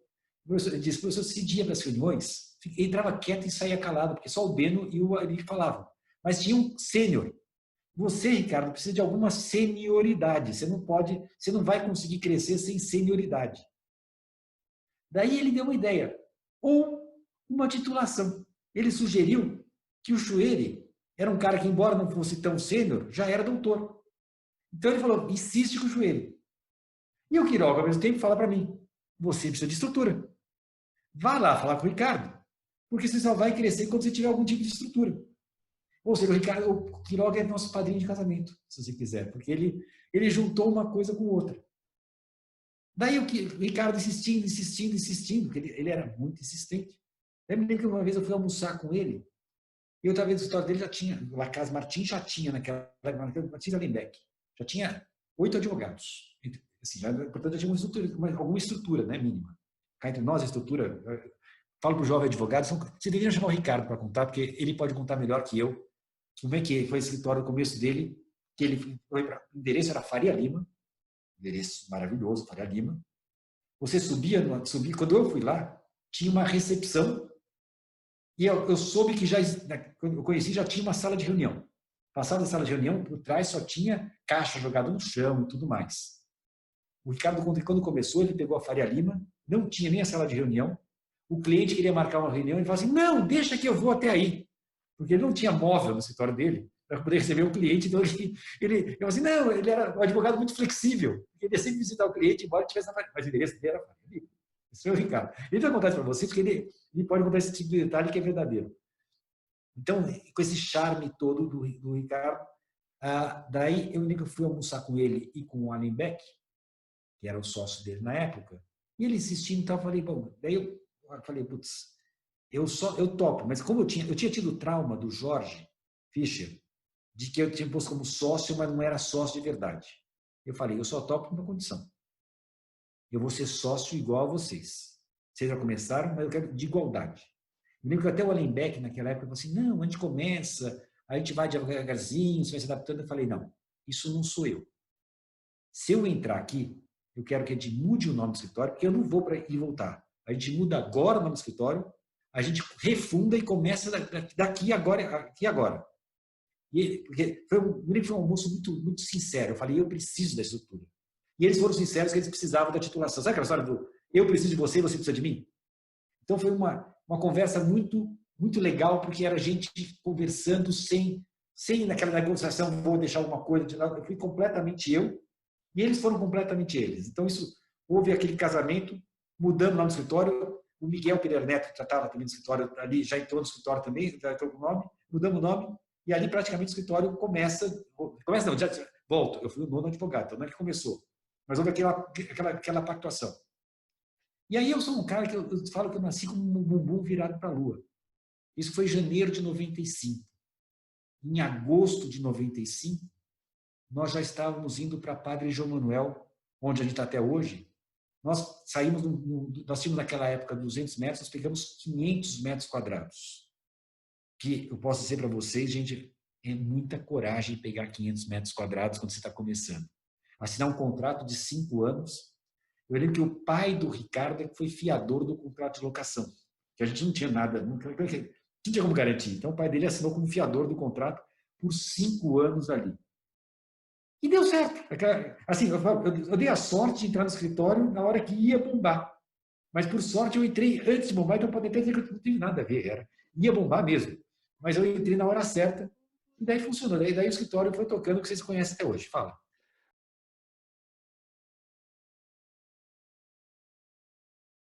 Eu queria que você falasse agora, professor, exatamente, você estava falando ali do ano de 95 para o ano de 96, como foi achar a sua área, a sua lei de informática aí, né? Que é uma história bem interessante, que você tomou, por exemplo, do Fischer, que ele era o advogado que era da lei de informática. Como que foi achar a sua área de atuação ali, seu nicho? Eu tinha certeza de que eu ia ter que ter a minha lei de informática, né? Isso era muito claro para mim. Daí eu volto. Tem coisas que se chamam sorte, né? Para começar, em 95 surge o tema da tributação internacional, a 9249. A minha tese eu defendi em 93. Só que você não pense que era muito fácil publicar uma tese de doutorado. Eu bati na porta da Saraiva, a Saraiva recusou porque era muito acadêmico o Treaty Shopping. Daí que eu fui para a RT. E a RT até publicar, para resumir, 2 anos para publicar. Então, o meu livro sobre Treaty Shopping sai praticamente junto com a Lei 9249 de 95. Era o livro de tributário internacional e, de repente, eu era um cara que conhecia tributário internacional quando sai a lei de tributário internacional. Daí, contando para você, em 97, sai a lei de preço de transferência. Oi? Sim, sai a lei de preço de transferência. Fala. 1996, a lei 96, equivale com 97. Bom, isso. Bom, sai em 9430. Sai a lei, e daí, eu me lembro que o Valdir, da Dialética, que eu já tinha conhecido das mesas de debates do IBDT, ele cria a Dialética naquela época, começa a fazer um evento ou outro, e sai essa lei, ele faz um volume chamado Tributos e Preços de Transferência. E me pede para escrever um artigo. Pediu para vários escreverem um artigo, era um livrinho pequenininho, azulzinho. E eu não tinha nem noção do que era preço de transferência. Nem eu, nem ninguém. Né? Tinha aquela lei que ninguém tinha noção do que queria dizer aquilo. Daí eu falei, bom, comecei a estudar, peguei o livro do Fogel, etc., fui ler alguma coisa e resolvi escrever sobre acordos de bitributação e preço de transferência. E publiquei esse artigo naquela coletânea. E lá fui eu falar no simpósio da Dialética sobre tributos e preço de transferência. Olha que sorte. Eis que na plateia tinha uma pessoa. Esta pessoa era contador de uma empresa de origem alemã. Este camarada me conhecia porque, na época do Matos Filho, eles eram clientes do Matos Filho e tinham tido uma autuação. E eu tinha ido lá para fazer, eu era garoto, né, advogado e tal, eu fui fazer a defesa. E eu tinha uma vantagem que vocês também têm, mas que naquela época era muito rara, que eu sabia falar contabilitês. E o fato é que teve muita simpatia, porque ele viu que eu sabia contabilitês. Então, ele gostou de mim, viu que eu entendia do assunto. E o que aconteceu? Esta empresa, por uma questão da área farmacêutica, naquela época, ela teve um acidente de produção. Eles contrataram o Arthur Anderson para acompanhá-los nisso. E daí precisavam de um advogado. Daí esse contador falou assim, olha, tem um cara que eu conheço aqui, tal, Cachoeira, isso aqui, que conhece o assunto, publicou tal e tal e tal. Daí eles perguntaram, daí os alemães foram para o Arthur Anderson e perguntaram, você conhece esse fulano? Perguntaram para o Giacometti, que era o presidente da Arthur Anderson. O Giacometti, claro, é um dos nossos. É muito bom, não sei o que e tal. Então o Arthur Anderson endossou o garoto que era o Chueire. O resultado, lá fui eu acompanhar a fiscalização número 0001. E daí começa a saber, descobriu o que era preço de transferência, eu só tinha uma noção muito genérica. Daí, o fato é que eu fui algumas vezes para a Alemanha, os alemães vieram e eles me ensinaram. Me ensinaram mesmo, me mandaram, assim, os guidelines da OCDE, que eu não sabia nem que existiam, eles me mandaram os guidelines da OCDE, me mandaram um monte de material para eu estudar, para entender do assunto, para me formar. E daí, olha que coisa curiosa, visão de mundo. Eles falam assim, naquela época a autuação ainda era o PRL, mas ainda a discussão se PRL caberia no caso de valor local, ou seja, se você agregasse valor do país, poderia aplicar o PRL ou não. E a indústria farmacêutica, para isso, era muito importante. Olha a visão desse alemão. Disse, na época que isso vier a ser julgado, é importante que o julgador saiba o que é preço de transferência. Porque se ele souber, ele vai me dar razão porque eu estou certo. Mas não precisamos formar uma massa crítica. Para resumir, eu fui contratado por hora para escrever um artigo sobre preço de transferência. Sendo que eu recebi a biografia deles. E eu sou estudioso. Comecei a estudar. O tal do artigo cresceu um pouquinho. Eis que saiu um livro chamado Preço de Transferência no Direito Tributário Brasileiro. Que saiba que foi pago por hora. E o cliente queria, afinal de contas, sorte que... De um artigo ganhou um livro, né? Virou um livro, não, e virou a minha lei de informática, porque de repente, quando você publica um livro como esses, você começa a ser conhecido. Afinal de contas, era o único livro que existia sobre o assunto, era meu. Então, a partir dali eu comecei a ganhar experiência mesmo nessa experiência, porque daí vem um cliente, vem outro cliente, mas eu começo a fazer referência nisso a partir desse livro. Daí sai o segundo simpósio da dialética, que foi patrocinado por esse cliente, mesma visão. Eles falaram o seguinte, olha, quero que você consiga mais gente. Eu falei, eu topo com uma condição. Vocês não têm mínima interferência sobre o que vai ser produzido. Eles falaram assim, desde que você só chame pessoas sérias, nós topamos. Eles bancaram o evento, eu só chamei pessoas sérias, e saiu o tributo para a transferência número 2. Que, com isso, começa a se espalhar, de repente, os grandes nomes começam a estudar preço de transferência. E todo mundo que é sério vai estudar o assunto. Vai chegar, ou seja, estamos formando a massa crítica, que depois retornou para esse cliente, e ele ganhou o caso, obviamente. E quando chega o caso dele, já havia uma formação de massa. Olha que inteligência que os caras tiveram. Eles perceberam, eles tinham certeza que eles estavam certos. Mas sabiam, veja, eles sabiam que se não houvesse massa crítica, eles iam perder o caso. Mas com a massa crítica, todo mundo pensando no assunto, eles iam ganhar. Essa foi a visão que eles tiveram. Fantástico. Oi? Fantástico. E me deram de brinde a expertise em transferência, porque, é claro, aí sim, eu posso falar, quando saiu o segundo volume, o terceiro volume, você vê que ele já é muito mais recheado de casos, experiência, aí foi experiência concreta. É cliente atrás de cliente que vem vindo, você se torna um cara que é conhecido em tributação internacional, preço de transferência. Foi essa linha.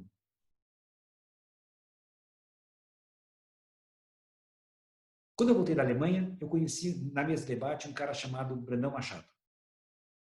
E o Brandão Machado veio falar que ele tinha lido o meu livro Preço de Transferência, minha tese, que ele tinha gostado muito. Ele foi super, Brandão Machado super elogioso para mim, isso que tal, me pegou assim, me adotou. Eu era outro que eu ligava o Brandão Machado, visitava o Brandão Machado, ficava hora e tanto com ele no telefone, cada vez conversando, discutindo, cabeça lúcida. Ele adorava discutir direito tributário comigo. A gente ficava discutindo. Daí o Brandão Machado me falou, por que você não faz livre docência?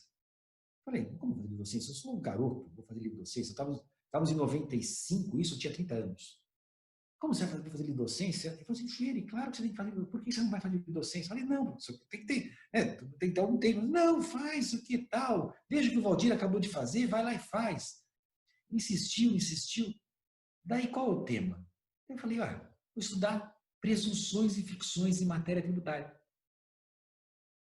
E comecei a estudar o assunto e falei, vou estudar presunções e ficções e vou pegar um exemplo bom de ficção, que é a distribuição disfarçada de lucros, que era um exemplo de presunção, de ficção.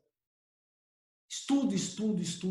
O Brandão Machado, gente, é assim, uma coisa que eu posso dar depoimento pessoal desse ponto. A biblioteca que a gente vai conhecer do IBDT, que ele vai ficar conosco, você vai ver que ela é inteiramente marcada. Mas ele tinha um fichário, que nós também vamos herdar, e nesse fichário, ele leu toda aquela biblioteca e fichou a biblioteca inteira. Então, quando ele puxava presunções e ficções, ele tinha já exatamente os trechos onde tinha que ser lido tudo o que existia em direito sobre presunções e ficções. Ele só mandava um assistente separar, eu recebia caixas de livros já preparadinhos para mim, página tal, tudo prontinho, era só escrever. E lá fui eu. Só que daí, de repente, eu estou estudando a coisa e concluo uma coisa terrível. Que meu exemplo de DDL não era nem presunção nem ficção. Eu falo, o que eu vou fazer agora? Preciso entender o que é isso. Com isso que eu converti minha tese, que era para ser presunções e ficções, e o exemplo ia ser DDL, para virar a natureza jurídica da DDL. Que eu vou estudar o uso do direito, etc. Eu falei, já que não é nenhum, eu vou avançar para aquilo até chegar no ato normal de gestão, que vocês sabem que eu cheguei lá. Então foi aí. Daí estou com a tese praticamente pronta, como vocês sabem, foi um grande quase revés, porque, de repente, distribuição de lucros não era mais tributada. Eu escrevi uma tese sobre distribuição de lucros, sendo que ela teria pouquíssimo efeito prático. E assim que eu entreguei minha tese. Ou seja, esse é um desespero que você tem quando você vai entregar uma tese e muda a lei. Por sorte, ainda tinha parte de dedutibilidade, etc., mas você vê que ela acabou tendo essa característica curiosa de que ela não teve tanta utilidade prática por conta disso. Professor, porque já existia um sonho, pelo que eu entendi da sua fala inicial, quando fez referência à congregação e os nomes dos professores na USP, de que seu nome estivesse lá um dia ao lado do nome dos demais professores. Então, por mais que tenha havido um incentivo à livre docência, havia um sonho maior de ser professor titular da USP, certo? Sim, mas não tão cedo, né? Não tão cedo. O problema é tão cedo, o problema é ter feito isso tão rápido. Né? Você queira ou não queira, eu fui livre docente com 31 anos. Né? Eu já estava com a livre docência. E, bom, e daí aconteceu uma coisa, me lembro quando eu fiz, antes da livre docência, não, foi antes, lembro que o Rui Barbosa Nogueira me levou para falar com o diretor, que era o Vilaça, porque o Rui achava que ele conseguiria abrir um concurso para mim, mas não conseguiu nada, ou seja, não se abria concurso. Então, o que aconteceu, que me atrapalhou muito, Fabiana, foi que não tinha concurso de ingresso. A época era do Toro, eu sei que não se abria concurso, não tinha concurso, então ficou anos e anos sem concurso. Isso que acabou dando um baita desânimo nesse sentido de poder tocar a carreira acadêmica. Daí o Rui se aposentou, entrou o Alcides, nenhum concurso à vista, não se abria concurso. Daí o Alcides se aposentou. Bom, quando o Alcides se aposentou, foi mais ou menos coincidente com quando eu fiz a livre docência. E daí eu lembro que o Rui falou para eu prestar o concurso para titular na vaga do Alcides. E olha, foi a primeira vez que alguém me pôs dedo em riste. O Alcides, você não me entra nesse concurso. Que era a vaga do Paulo, né? Ou seja, o Alcides já percebeu que não tinha mínima condição de eu ganhar do PBC. Então não prestei, as 2 vagas foram ocupadas e eu fiquei fora.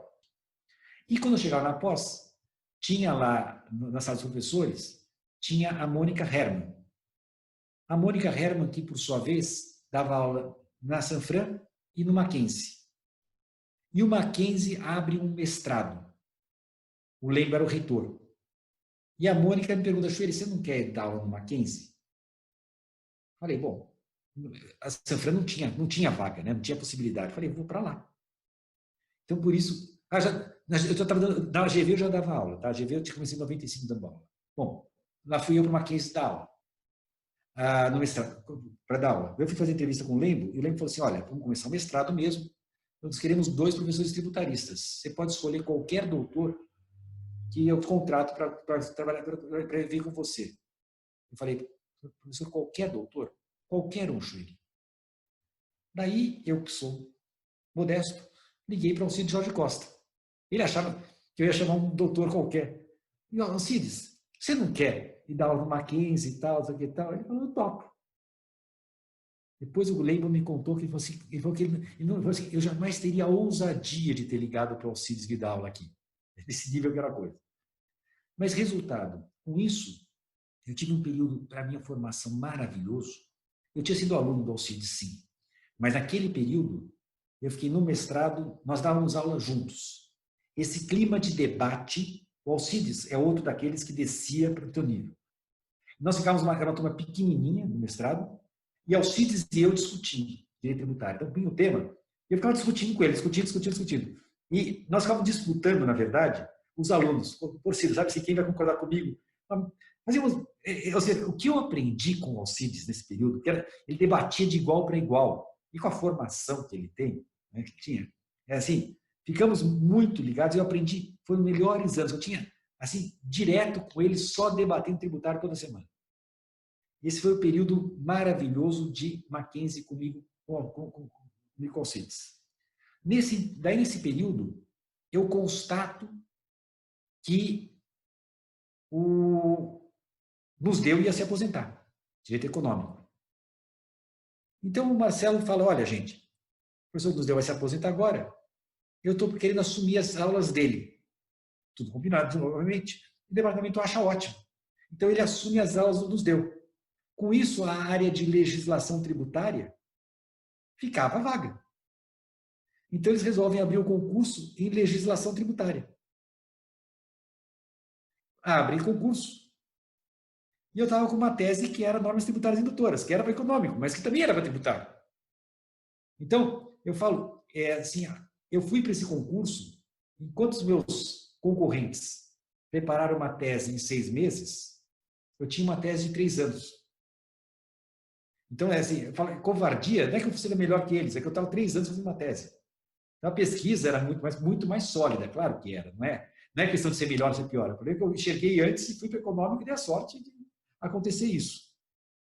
A minha prova de erudição, que era sobre tratados de convenções em matéria tributária, eu ensaiei 10 vezes, ou seja, 10 grupos diferentes. Eu reunia um grupo no escritório, alunos, uma vez eu lembro que foi com Alcides, nos deu, etc., professores mais antigos, outra vez era com os alunos, outra vez com o colega do escritório, os públicos variados. Eu lembro que hoje o Gustavo Vittori era meu estagiário. Como estagiário, ele ficava com uma câmera me filmando, naquela era a câmera mesmo, ele filmava, eu dava a aula inteira, daí eu ouvia os comentários de todo mundo, ficava anotava, ia para casa à noite, assistia o vídeo e via os comentários, o que tinha falado de sistema mais ou menos. Segunda aula, fiz 10 vezes o mesmo ensaio, que era o que o Marx tinha me ensinado. Tem alguma gravação aí, professor? Ah, não sei. Oh, se tivesse, a gente podia disponibilizar num link, né? Já que ninguém tem acesso, só os seus amigos da época. Olha, o que eu tenho, mas isso eu não sei como conseguir, eu tenho a gravação inteira do concurso mesmo. Ia ser bom, né? A gente disponibiliza num link para quem tiver curiosidade, vai ser interessante. Mas não está digitalizado, precisa digitalizar. Mas o Gustavo gravava e eu voltava à noite. Então, resultado, no dia do meu concurso, aquilo já era um teatro. Eu sabia decor, que horas você levantar o braço, baixar o braço. Uma das vezes eu fui para um professor de oratória. Sabe o Polito, que vocês ouviram falar do Reinaldo Polito? O cara, ele era o professor do Polito. Ou seja, era um senhor assim, extremamente idoso, era o primeiro professor de oratória que tinha, não sei o que e tal. E eu lembro que eu fui expor para ele. E eu me lembro da tranquilidade que ele me deu quando disse que ele falou, não tenho nada para te ensinar, você já está sabendo fazer os gestos certos na hora certa. Ele me deu aquela tranquilidade que eu tinha conseguido a coisa. Então lá fui eu, meu concurso para mim, assim, a prova de erudição, foi um grande teatro. Eu sabia exatamente a hora de sorrir. Eu sabia que momento tinha que fazer o sorriso, que momento... Assim, é nesse nível que você vai fazer o concurso. E dei uma grande sorte.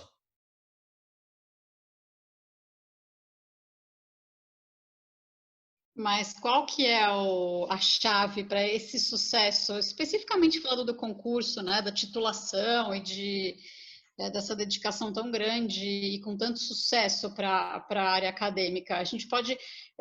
o senhor falou em sorte, acho que o fator sorte na vida geralmente é importante, né, tende a ser muito importante, mas além da sorte, dedicação, amor e seriedade, paixão. Paixão. Amor, paixão. Paixão. Era a paixão que o Rui tinha. O olho, eu acredito que eu peguei do Rui, assim, você falar da matéria e o olho começou a brilhar. Era o Rui nisso. Você tem que ser apaixonado pela coisa. Eu sou apaixonado por isso.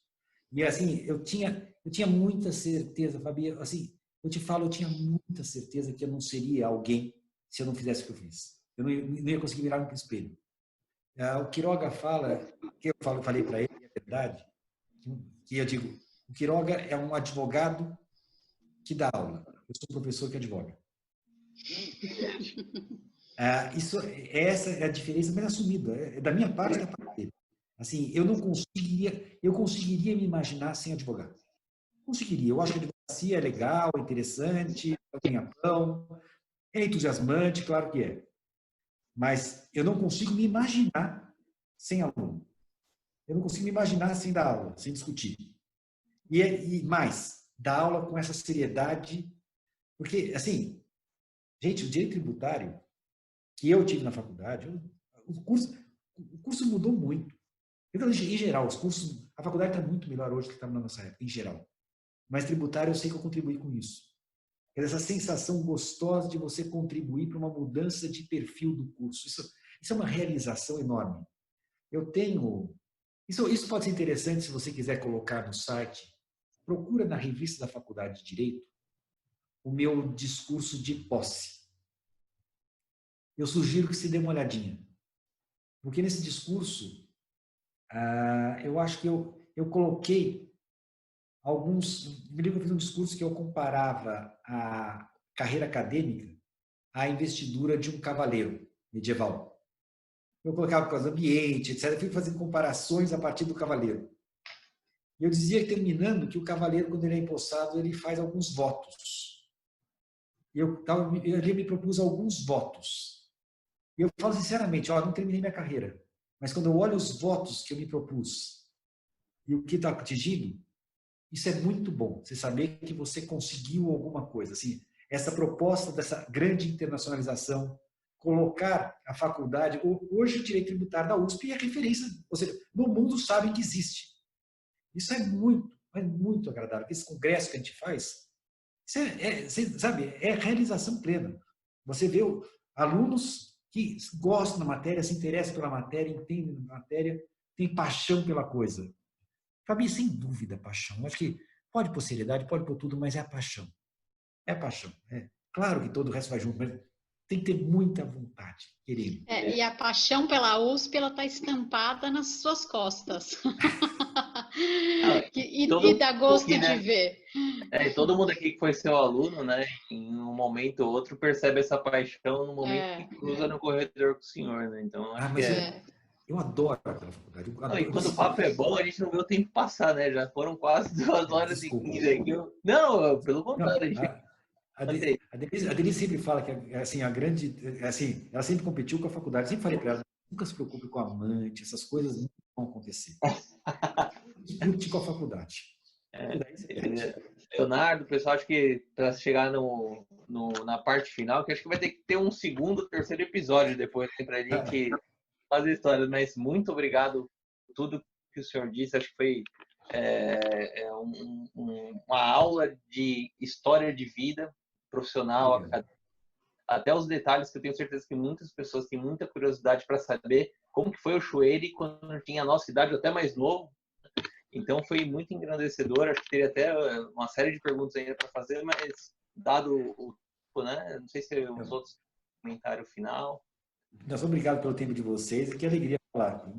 É estranho falar da gente, né? Mas realmente é gostoso. Falar de uma paixão de vida, isso é isso. Mas eu te falo uma coisa, Diego, está começando ainda. Isso eu te falo com toda tranquilidade, porque olha que alegria que eu tenho para dizer para vocês. Eu estou com 55, né? Eu tenho mais 20 anos na faculdade. Ou seja, dá para formar uma geração inteira. Sim. Os filhos de vocês podem ser meus alunos ainda. Com certeza. Olha, eu só queria dizer parabéns. Obrigada, parabéns. Claro, e parabéns, porque realmente a sua carreira é admirável, mas onde você coloca a faculdade e o direito tributário do Brasil, né? Você dá essa projeção para a faculdade e para o nosso direito tributário, uma projeção no Brasil e uma projeção internacional. Fruto, me parece, da sua paixão, claro, sem nenhuma dúvida, mas fruto de muita dedicação, de muito suor, e isso é invejável e é digno de aplauso. Parabéns e obrigada, porque isso só nos agrega, né? Nós estudiosos, nós jovens ainda de carreira, então é muito gratificante ouvir isso tudo. E obrigada mais uma vez. Obrigado por vocês. Que gostoso falar com o aluno, gente. Vocês são... O problema é o seguinte, para mim está fácil com o aluno. Essa é a paixão. A minha paixão é falar com vocês. É isso mesmo. Legal. Perfeito, professor. Agradecemos aí mais uma vez pela participação. Acho que é sempre gostoso conhecer mais dos professores e dos profissionais que a gente tanto admira, conhecer esses detalhes, né? A gente vê que, olhando para o passado, a gente já vê uma grande figura, a gente pensa que foi todo um caminho bem delineado, mas é bom conhecer esses passos que faz a gente ganhar aquela casca, né? Então, é muito legal mesmo, professor. A gente agradece mais uma vez pela participação e com certeza teremos outras oportunidades, porque faltaram diversas outras histórias. Obrigado, gente. Um abraço.